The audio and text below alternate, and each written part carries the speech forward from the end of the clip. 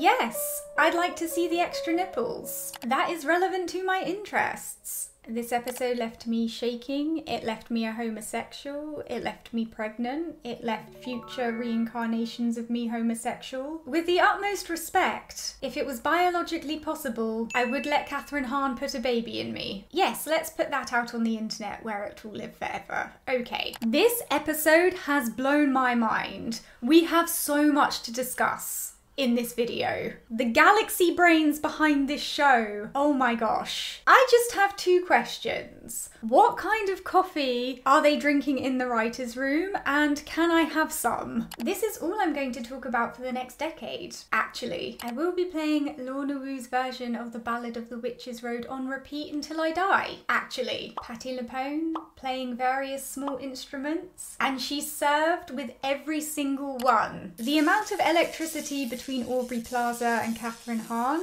in this episode is enough to fuel several small cities for a century. High voltage. How are they conjuring up that level of chemistry between them? What kind of witchcraft? I say this as a compliment, but I think both actresses have a kind of otherness or otherworldliness to them. Their energies complement each other, so when they're brought together, dare I say, a certain kind of magic happens. I mean, both of them are also drop dead gorgeous and both acting powerhouses. You can see that they both completely stripped themselves down and stepped into these characters completely. So yeah, I'm not surprised we have a lesbian supernova on our hands, because that's what happens when you bring two insanely beautiful, talented, ethereal women together. The yearning and deep emotion in that hug added 300 years to my lifespan. All the small, soft moments and gestures between them watered my crops and fed my children. She is my scar, altered the fabric of the universe. The thing is, I could feel the sapphic energy radiating from this show from the first episode. But even still, I was only really expecting Marvel to chuck us a couple of sapphic crumbs, maybe one or two throwaway lines about their relationship. I was not expecting a fully fleshed out, layered, complex, centuries-old lesbian romance, complete with unbearable yearning, sexual tension hotter than 1,000 burning suns, and conflicting emotion that runs deeper than all of space and time itself. From Marvel. I'd just like to thank Jack for this show. I know that she made it especially for me, and I appreciate it. Thank you very much. Rio giving both Jen and Alice the gay panic. It's relatable, but is nobody in this show straight? Is everybody a fruitcake? Jack is in her commitment to lesbianism era, and I like that. Has Jack cast a hex on Marvel Studios? That is what I want to know. Hi guys, welcome to a video, and in today's video I'm just going to be giving you my thoughts and theories on episode 4 of Agatha All Along. This episode was so delicious. It was like a bowl of lesbian spaghetti. The performances, the chemistry, the angst, the writing, the outfits, the effects, the details were all incredible. Some might even say this entire episode was on fire.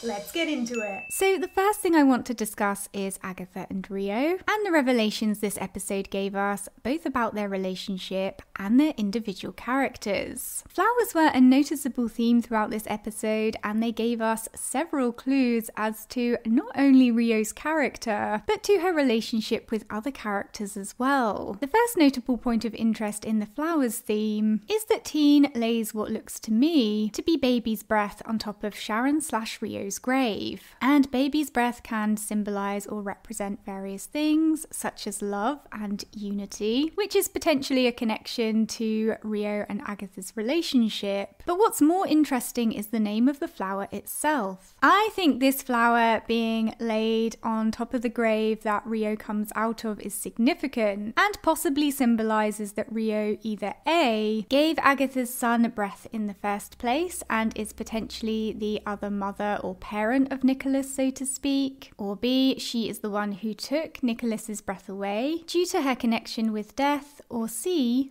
both. There's significance to almost everything we see in this show, so they chose to include baby's breath for a reason, and laying it on top of the grave which Rio appears from connects those flowers to her character. And of course, we discover in this episode not only that Rio has a romantic connection to Agatha. I mean, we knew that, but what I mean is it's officially confirmed in this episode. But it's also implied that Rio is involved in the death of Agatha's son too. So the flowers do seem to have some relevance or significance in that sense at least. However, if an expert in flora has any further information, or if I haven't identified the flowers correctly, please do let me know in the comments. The next point of interest with the flower theme is that after Rio comes out of the grave, she produces a flower, which she offers to Agatha, complete with a milady, a true gentlewoman. But this flower is significant because it hints that Rio produces new life as well as takes it away, which would also potentially track with the idea that she's Nicholas's other mother. We also see how Agatha snatches this flower away from Rio in anger, but later takes that very same flower out of her pocket and holds it in her hand. And the fact that she kept it and didn't throw it away tells us that it holds some kind of value to her, and by extension, Rio also holds some kind of value to her. There are also flowers on Rio's costume for the trial, which again is a clue that her character has some kind of connection to growth and to life. Rio's last name is Vidal, which means life in Spanish, and this further reinforces this connection. But Rio's costume also has a hood, which is reminiscent of the hooded cloak of death, and is a throwback to her costume in episode 1. So there's a blend of both life and death in her costume, which seems to be a consistent theme with her. The question is, what role does life or producing life play for a character that's supposed to be death? This is why I think there's much more to Rio than we currently know.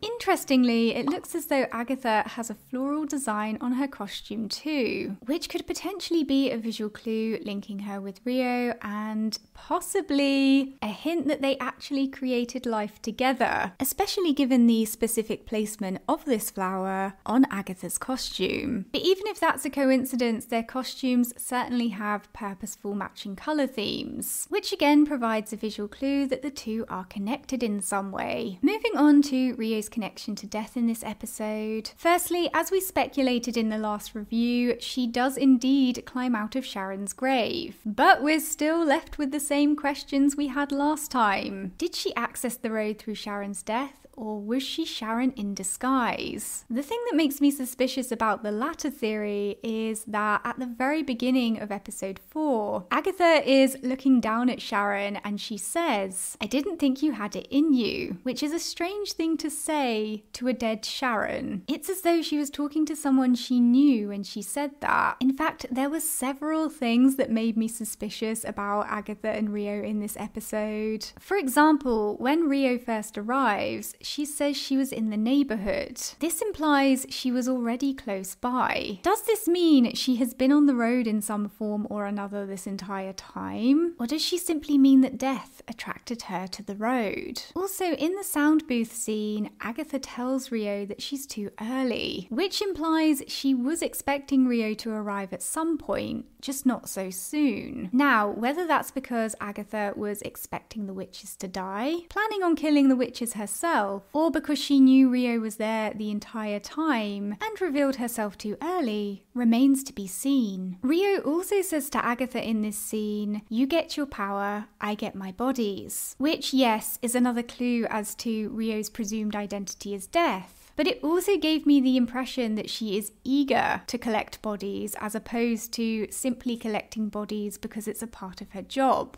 And that raises even more questions as to what her motivations on the road are. Secondly, when Teen is bleeding out on the road, Agatha is frantic and distraught, and she looks at Rio and says don't, which implies that she doesn't want Rio to take him away, presumably due to the fact that Rio is death or has a connection to death. And thirdly, when the witches are sitting around the fire, Rio shares that she once loved someone but hurt them by doing something she did not want want to do, but had to do because it's her job. The implications here are that she loved Agatha and she took away Nicholas's life because that's her job as Death. And it obviously caused Agatha a lot of pain and put a rift between them. Presumably because Agatha was unable to come to terms with or understand that Rio didn't have a choice in the matter and took it personally instead. And this struck me as A, perhaps being the first time that they've even spoken about what happened with Nicholas calmly, and B, that Nicholas's death was the last time they saw each other before reuniting in episode 1. This makes me wonder if Agatha did something in retaliation and then disappeared, which would explain a lot of their exchange in the fight scene in episode 1. Again, more questions. As for their romantic connection this episode, obviously sparks were flying between them the entire time. There's one moment where Agatha says, "I just need these witches to get me to the end," and the way Rio looks at her is not PG-13. And that 70s musical twang when Rio joins Agatha in the sound booth. This show is so unserious. But that aside, the one thing that stood out to me the most in this episode is how Agatha's energy consistently shifted towards Rio, depending on what was happening around them. At first, we can see Agatha spitting venom at Rio upon her arrival, which makes sense considering what happened the last time they saw each other. But later on in the trial house, she seemed hyper aware of what the other witches, especially Teen, might think seeing Rio so close to her. And whether that's because she wants to keep her private life private, or because she doesn't want the witches getting the impression that her and Rio are working together for other reasons, remains to be seen. Then, when they're in the sound booth alone together, Agatha speaks to Rio as though they are in on what's happening on the road together, which again I found suspicious, especially since Agatha tells Alice she left the road with one other witch the last time she was on it. Could it be that that witch was Rio? And if so, how does it tie into their story? I think this might be part of a further twist down the road, no pun intended,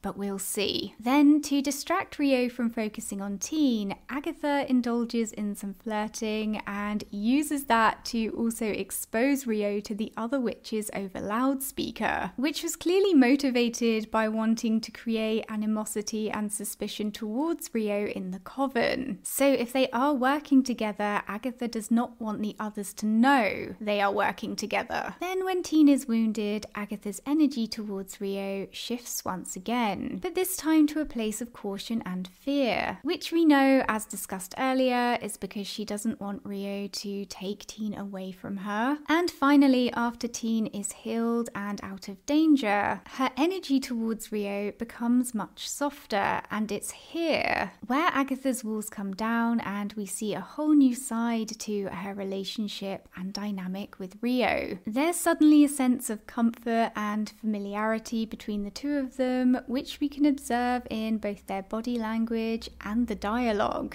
All of this tells us that A, there is more going on between these two than we currently know, possibly more than they currently know about each other as well, and B, their relationship is intrinsically linked to what happened to Nicholas. And since Agatha thinks of Teen as Nicholas, it makes sense that Agatha's energy towards Rio shifts in relation to what happens with him throughout this episode. This is why when Teen is healed, presumably either by Jen's magic or perhaps more subtly by Rio herself, since we've seen Rio has healing powers as displayed in episode 1, Agatha perceives that healing of Teen as healing to her relationship with Rio, since she associates Teen with Nicholas and Nicholas is what tore them apart. On top of that, you also have Rio indirectly explaining her side of the story to Agatha by the fireside, where she is letting her know how deeply eternally wounded she is by what happened between them and how it has left her with a scar. Agatha is her scar. So it runs deep between the two of them, and it's interesting that Rio's moment of vulnerability created a moment of vulnerability in Agatha, and that is a big reason why there was so much intensity and longing poured into that hug. And there is so much tenderness in that brief moment moment of reconnection where Agatha goes to kiss Rio, but when Rio says, "Agatha, that boy isn't yours," it brings all the unresolved issues back to the surface, which results in Agatha putting her walls up again. Because, like I said, their relationship is intrinsically linked to Nicholas/Teen. But Rio knows that Teen is a false band-aid, and when that band-aid is ripped off and the truth is revealed, it's going to conjure up all of that pain and grief for Agatha once again. So instead of taking advantage of the situation and reconnecting under false pretenses, Rio gently trying to get through to Agatha is a reflection of how much love and care she has for her. In episode 1, it did strike me that Teen and Rio may also be working together to some degree. So if Rio is aware of who Teen really is, aka Wiccan, and is to be taken at her word, we now know for certain that Teen has no connection to Nicholas whatsoever. However, with all this talk of Mephisto and souls flying about, I'm still suspicious. I don't think Teen is Nicholas. There is an overwhelming amount of evidence that points to him being Wiccan. But as to whether he knows something or there is another connection somehow remains to be seen. I do not trust anything or anyone in this show. Similar to episode 3, Agatha shows a lot of care and concern over Teen in episode 4. We can see how horrified Agatha is when Teen gets thrown through the window of the sound booth, and also her relief when she sees he is okay. Her attachment is even more observable when Teen is bleeding out on the road. As we've discussed earlier, Agatha becomes distraught and frantic and looks at Rio/Death and tells her don't, as in don't take him away from me. She also watches over Teen whilst he recovers, and it's here that they share a softer moment of connection that almost parallels Agatha's moment with Rio. Agatha is vulnerable in this moment, but when Teen asks her what happened to Nicholas, again bringing all the unresolved issues back up, that moment of vulnerability disappears and she puts her mask back on, just like in her moment with Rio. It's also telling that Agatha says to Teen, you don't have to know a person's name to know who they are, which I thought implied that she really does think Teen is her son in some form, which is a little bit heartbreaking. An especially notable moment in the scene where Teen is bleeding out is when Lilia looks at Agatha and says the Three of Swords. This is the tarot card that represents deep emotional sorrow and is often connected with loss and grief. We know Agatha is still grieving Nicholas, or feels his loss at the very least, and that she has been projecting that onto Teen. Interestingly, the Three of Swords tarot card was part of the promotional art for the show, and in that art piece, the Three of Swords is placed next to the Death card. And the woman in it is facing Death's direction, but looking down at her outstretched arms as though she is holding a baby. This reinforces the theory that Nicholas was taken by Death, or Death is the reason that Nicholas is missing. And of course, we know or suspect Rio to be Death. But what's most interesting is that in the Death card, Death is holding a heart, which appears to be grey and broken, but has plant life growing from it. And again, I wonder if that is a clue that Rio is responsible for giving Nicholas life as well as death. It's very curious. Another significant theme threaded all throughout this episode is fire. Of course, most of this episode revolves around Alice, who is the witch who represents the fire element, and her trial. We learn early on in the episode that Lorna Wu died on tour in a hotel fire. We can also see the image on fire on the back of Alice's jacket. All of the toadstools in the forest are glowing red before the trial. The moons on the door to the trial house are waxing moons, which are the fire phase. Inside the house we see Lilia looking at pictures of burning women, and I'm sure most people are already aware of this, but historically, burning was a method used to murder women suspected of witchcraft. When the trial starts, both Lilia and Jen have the curse seared into their shoulders. When Alice picks up the broken record, we can see there are 5 tracks, and the second track is called Red-Haired Woman. Alice not only has red streaks in her hair, but her trial is trial number 2, which is a cool connection connection. Of course, everything sets on fire when the band is playing the ballad, and finally, the witches all end up sharing their stories around a campfire at the end. The details in this show never cease to amaze me. The other prominent theme in the trial was, of course, the 1970s, which is observable by the mise en scène, shout out to Stevie Nicks, the love of my life, the costumes, and the editing style as well. It was pretty cool. The cherry on top was Lilia serving Liza Minnelli realness, and arguably Liza Minnelli's most famous film is Cabaret, which was released in the 1970s, and a very nice touch. Lilia is actually the one witch who still has the most mystery surrounding her at this point. We learn a lot about Alice's and even Jen's backstory in this episode, but not so much about Lilia. She remains a woman of mystery. Speaking of Jen, we can see that when she is looking at the masks on the wall inside the trial house, one of the masks, which appears to be Mephisto-esque, looks back at her. And interestingly, Jen was the one who mentioned Mephisto by name in episode 3. This makes me think that they are in fact now going to do something with Mephisto. I didn't think they were going to do anything beyond mention his name, but this is the second reference to him, and it must be for a reason. Whether it will be tied into Jen's backstory or Agatha's, or maybe even both, we'll just have to wait and see. Agatha's son, Nicholas Scratch, does have some association with Mephisto in the comics, and Mephisto can capture and detain the souls of recently deceased human beings too. So that seems like it could be one obvious connection in the show. However, the show has also strayed a lot from the comics, so right now the theories are free to run wild.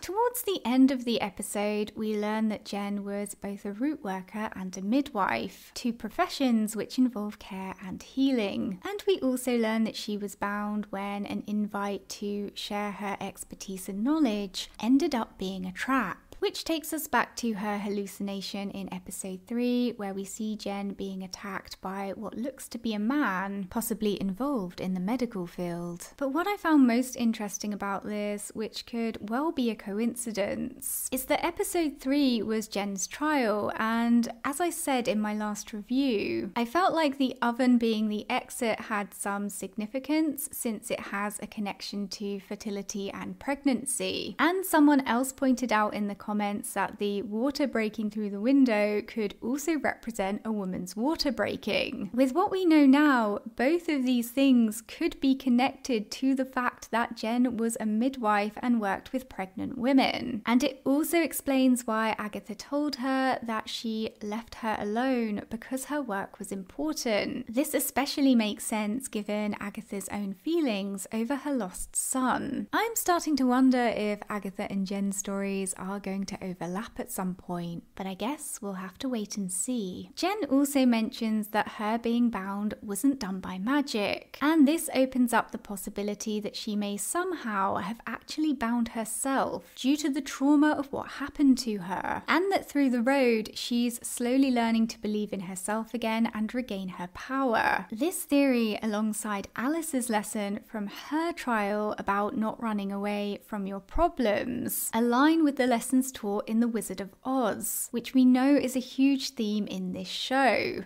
I mean, the layering here is absolutely insane. They're going to reach the end of the road and it's just going to be Mephisto doing a puppet show. And finally, when Alice's trial is complete, we can see a purple glow inside the piano exit. And the toadstools on the road also glow purple after Alice's trial is complete too. And I wonder if this indicates that Agatha's trial is going to be next, or if the next episode is going to revolve around her, since purple is kind of her colour. Overall, this episode was truly an epic journey from start to finish. Everything was mwah. I can't believe we're pretty much halfway through this series already. I'm gonna need 50 more seasons of this show, actually, and 50 more versions of the Ballad of the Witches Road, actually. Okay guys, I hope you enjoyed the video. Let me know your thoughts and theories down in the comments section below. Don't forget to subscribe for instant disappointment, and I'll see you guys soon.